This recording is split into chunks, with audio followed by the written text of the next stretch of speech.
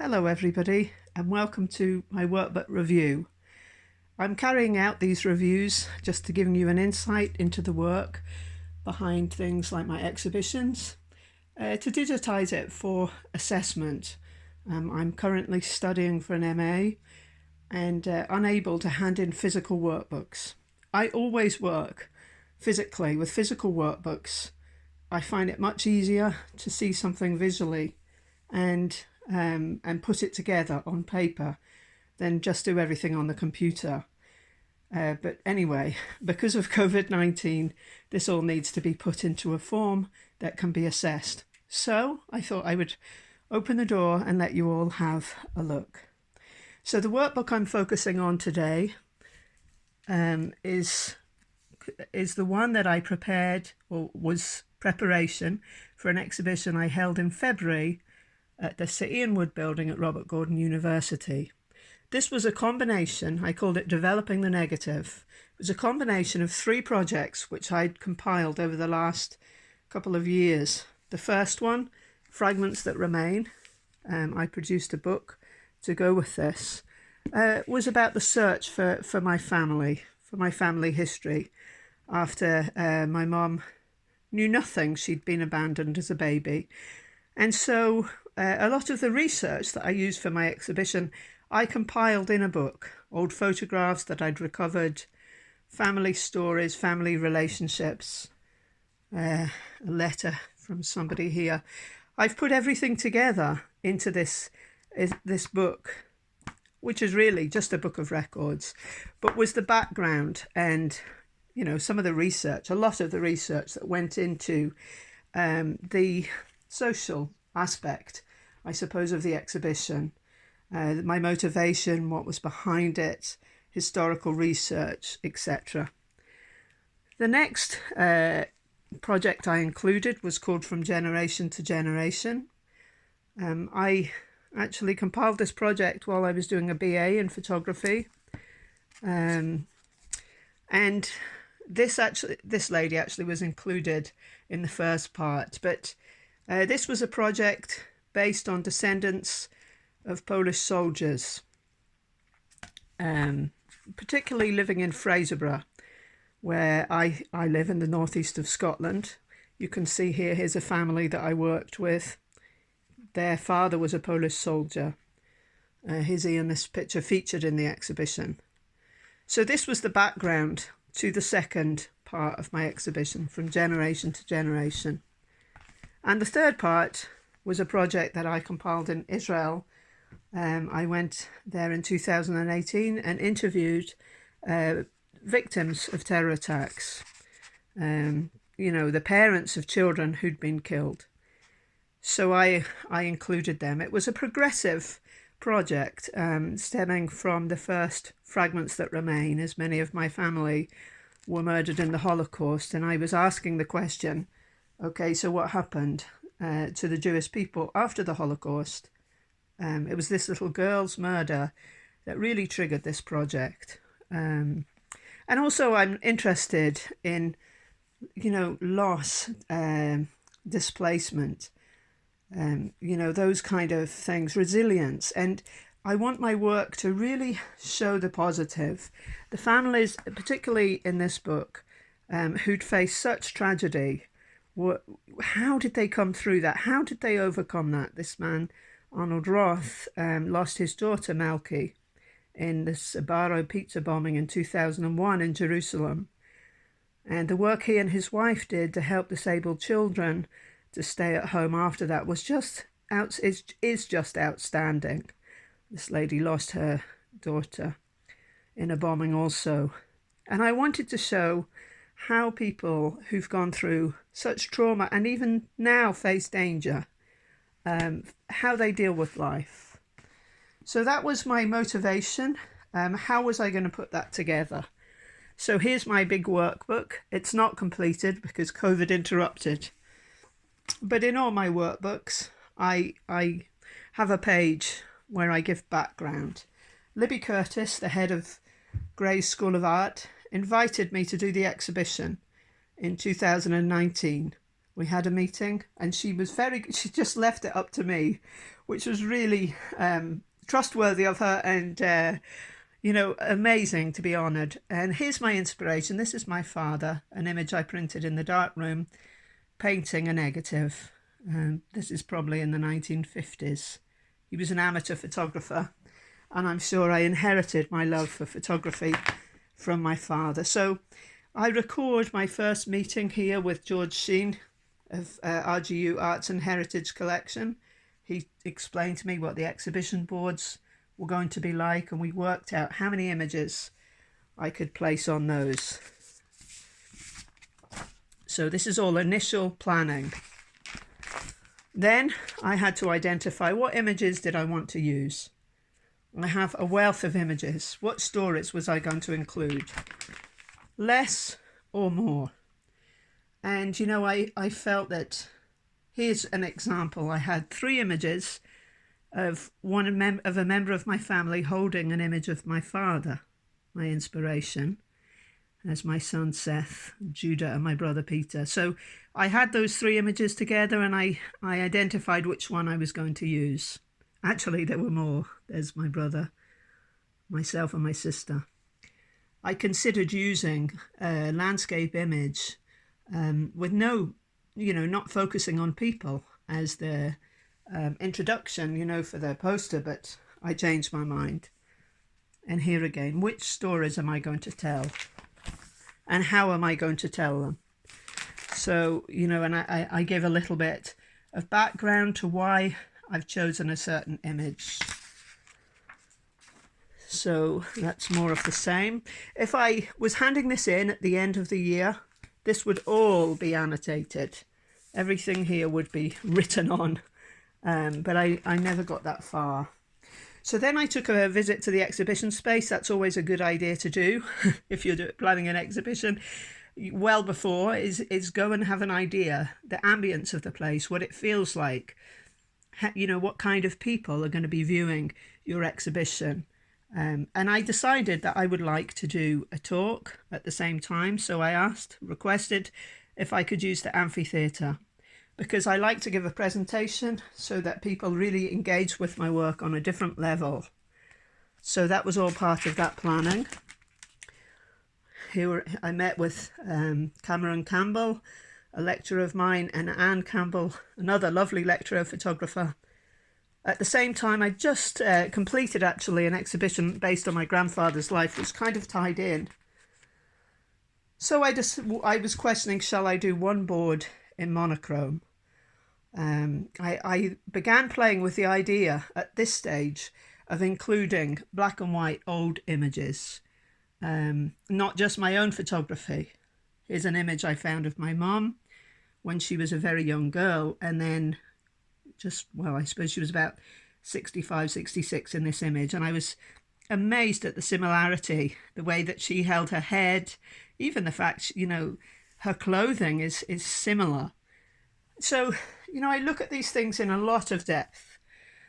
I began thinking, should I include the notes that my mum kept, tracing her family history? What did I want to say? These old documents and photographs, old documents from the 20s. So I looked at those ideas. Should I create a timeline? At this stage, I thought, should I create a timeline? Here was new images that I'd taken during the MA, which I haven't included. I need to write up about this lady's story. She was married to a Polish soldier. So again, on to planning. And I decided that I wanted to do a board with a timeline to introduce everything. Board 1, timeline. What did I know? What didn't I know? Do I start with my mum and a quote? And moving across to another book. This is my book of mind maps and planning, and I use this to help me work out a timeline. And I'm going to cover this book separately, but I ask myself lots of questions to pull something together that will speak to people on very many different levels. So I decide here the third section is going to be Do You Know My Name, my third project. I wanted to include Kay Wilson who's a survivor of a horrific terror attack. And I was asking myself, should I use this image where she's at peace at home? Or should I use this image where she's very obviously suffered a trauma? When I first showed this image to another photographer, I asked him, without telling him anything, what that photograph said to him. And he looked at it and he said, she's seen something terrible. And I said, you're absolutely right. So then I began asking myself, should I include text on the exhibition boards with a little context?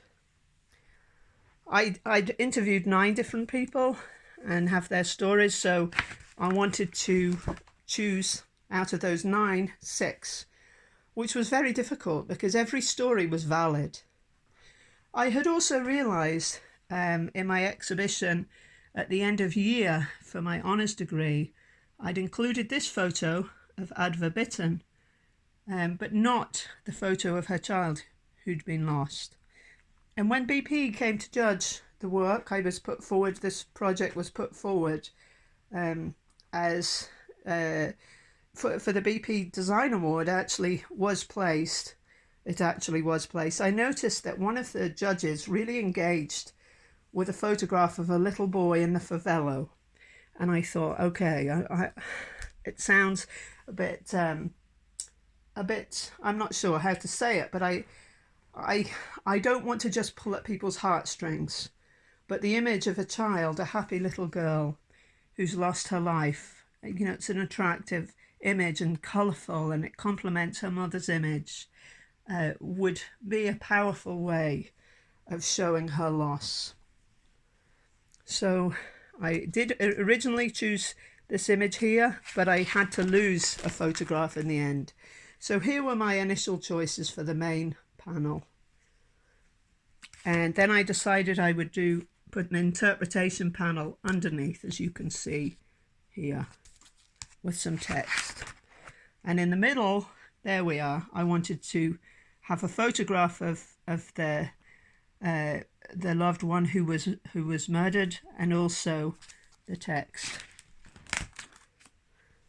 So more of the same, working out what images from generation to generation. The part of the exhibition that focused on Polish soldiers that were exiled. I gave some background. You can learn more about these images in the video I made for his voice still speaks, the exhibition for the Warsaw Garrison. So here I am again.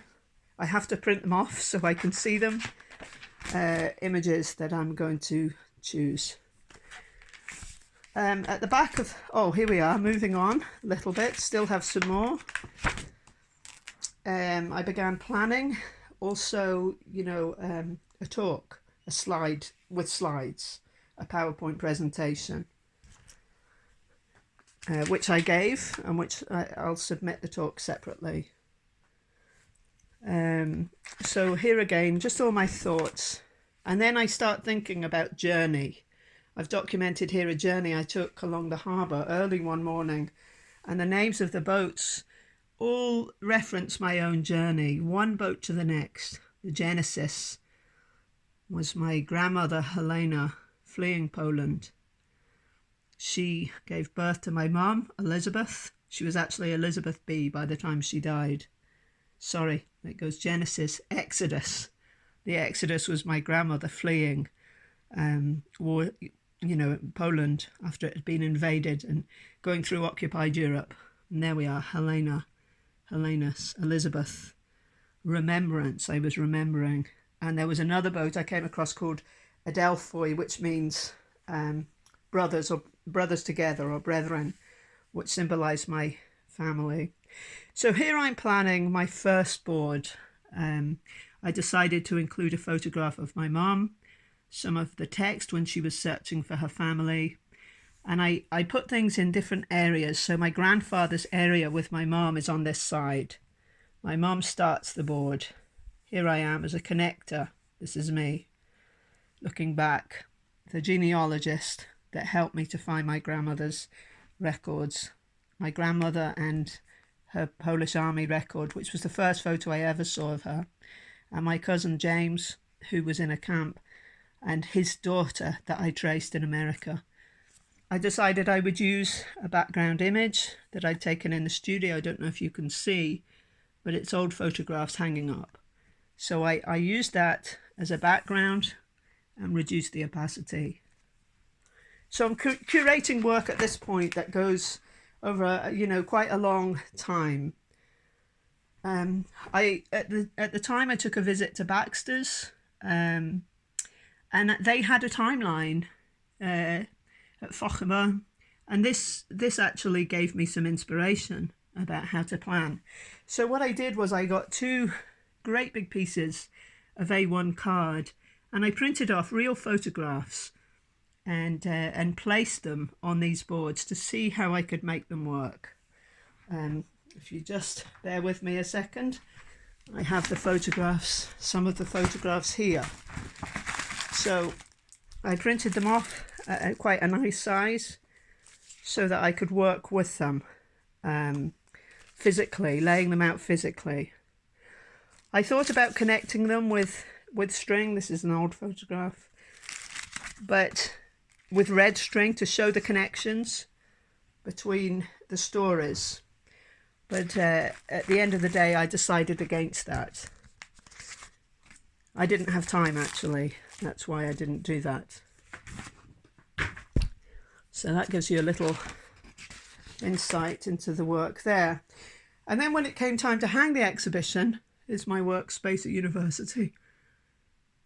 When it came time to hang the exhibition, I met with George Sheen, and he helped me. He was absolutely fantastic. RGU, Arts and Heritage. I also have quotes. Anything that I find that really speaks to me, I record. Now, every time I witness a strong person, I want to know, what dark did you conquer in your stories? In your story, mountains do not rise without earthquakes. And that, I felt, represented every story that I was telling, every person. What dark did they conquer? And also a more inspirational quote here. My dear, in the midst of hate, I found there was within me an invincible love. In the midst of tears, I found there was within me an invincible smile. In the midst of chaos, I found there was within me an invincible calm.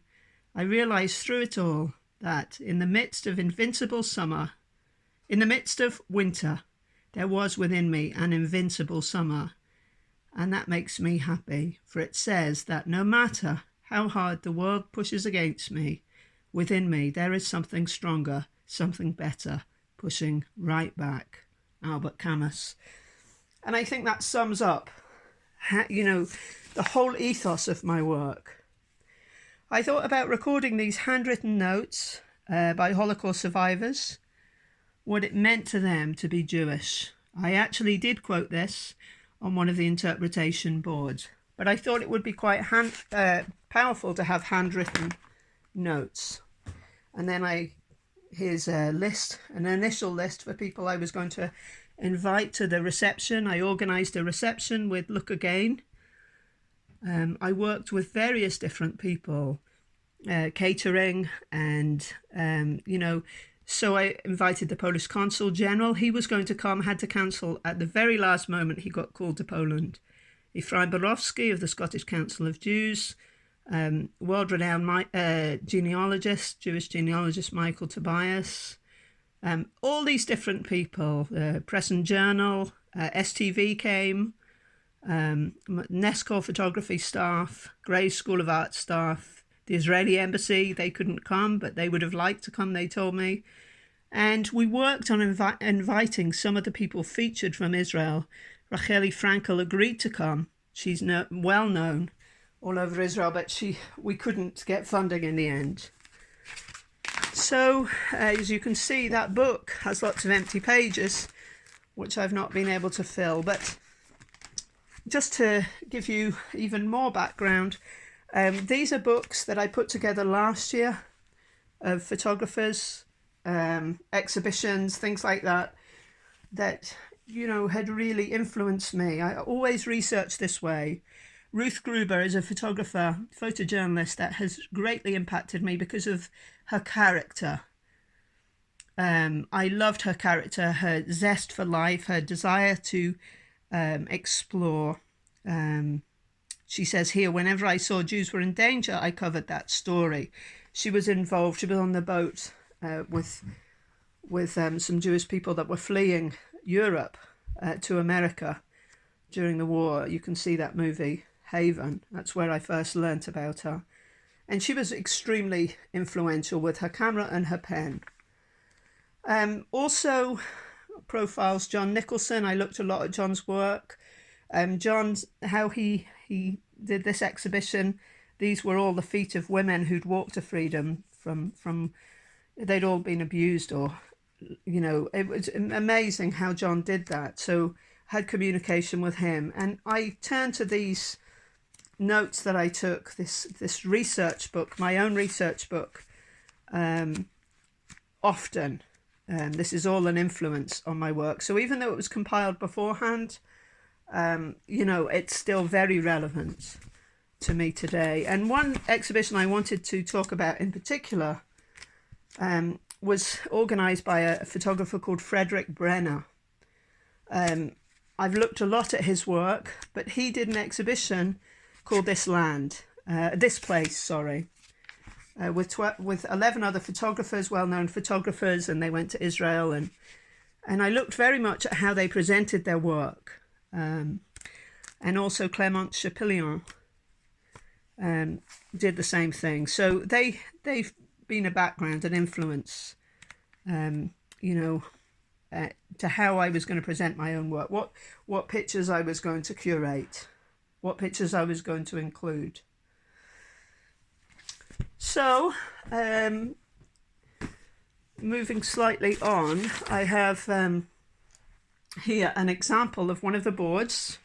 After I took the exhibition down, you can go over to the exhibition page and you'll see every exhibition. I wasn't sure how to pack them. This is just a very practical thing. A1 boards, you know, how was I going to keep them without them being damaged? I'd got them printed at the Gatehouse on Fomex board, I think. And I decided I wanted to put them in an envelope. So I bought these A1 envelopes to keep them safe from the Grey School of Art shop, but also wrapped them in bubble wrap. The interpretation boards were produced by Look Again. They covered the costs of that and also supported the exhibition. So we have that. And I just thought I'd give you a look at the big board that I have here, that you saw me planning, how I actually went about it. I do feel on reflection that some of the text was too small. You know, maybe I'll take some of it away, not include it in another exhibition. Or print the board a lot bigger. But this board was very successful. People really liked it. It gave like a grounding, gave an explanation at the very beginning. And I finished my exhibition with a map that I've made that you can also access on my website, a map of my work. But just to summarise, the evening when everybody came was really, really amazing. A lot of different backgrounds, communities represented, the Jewish community in Aberdeen and Scotland, the Polish community. I was invited afterwards to take the exhibition down to the Polish Club in Edinburgh, but of course that's changed just now. Here, this is my home. You can see lots of workbooks and things here. This is my office. Here are the boards now back home. And the interpretation panels are here. So I was sponsored by a Jewish organisation, by a Christian organisation, Scottish Norwegian, actually Shetland Norwegian. They sponsored this Do You Know My Name boards. And Grey School of Art, or Arts and Heritage actually, they sponsored me. I hope I'm not forgetting anybody else. But in the end, Look Again, in the end, you know, all the costs were covered. So if you are planning an exhibition, plan it. Don't worry about the cost. Make as many connections as you possibly can. We decided to use this photograph of my mom actually to advertise the exhibition, and I think it worked perfectly. My father took that image around the time my mom was searching for her parents. And then afterwards, the gatehouse actually came and covered the opening and took these pictures afterwards for me. And I was interviewed by North TV the week following the opening of the exhibition. So it's still ongoing. I've been approached about, to hold it in other places. And also, I think we have some sponsorship for that. But we'll see what happens after COVID-19. But this was really the culmination of a lot of work. There's a lot of thought and curation went into it. And, really, really enjoyed it. And there's been some amazing feedback. So I hope that helps. Thank you for listening.